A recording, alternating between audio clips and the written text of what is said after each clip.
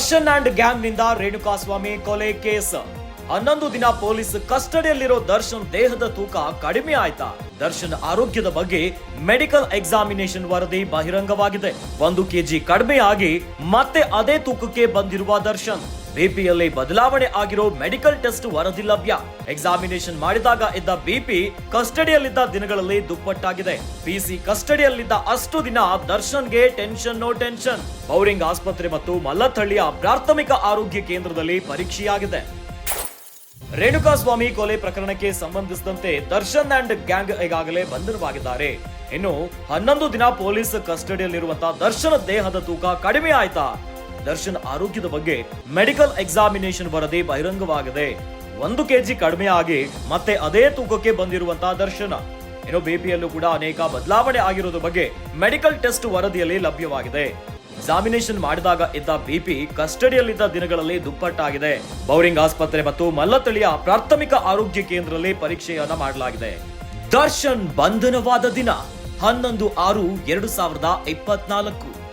BP 134/86 mm, ತೂಕ 107 kg. 12/6/2024. Darshan BP 166/95 mm, ತೂಕ 107 kg. Darshan ಬಂಧನವಾದ ದಿನವಿದ್ದ BP ಮೊದಲ ದಿನ ಕಸ್ಟಡಿಯಲ್ಲಿ ದುಪ್ಪಟ್ಟು. 13/6/2024. ಬಿಪಿ 170/100, ತೂಕ 107 kg. 14/6/2024. ದರ್ಶನ್ ಬಿಪಿ 170/100 mm, ತೂಕ 106 kg. 2 ದಿನ ಅಂತರದಲ್ಲಿ 1 kg ತೂಕ ಕಡಿಮೆಯಾಗಿದೆ. 15/6/2024. ದರ್ಶನ್ ಬಿಪಿ 170/100 mm, ತೂಕ 107 kg. ಮೆಡಿಕಲ್ ಎಕ್ಸಾಮಿನೇಷನ್ ವರದಿಯಿಂದ ದರ್ಶನ್ ಟೆನ್ಷನ್ ನಲ್ಲಿರೋದು ಕಂಡು ಬಂದಿದೆ. ರೇಣುಕಾಸ್ವಾಮಿ ಕೊಲೆ ಕೇಸಲ್ಲಿ ದರ್ಶನ್ ಬಂಧನವಾಗಿದೆ.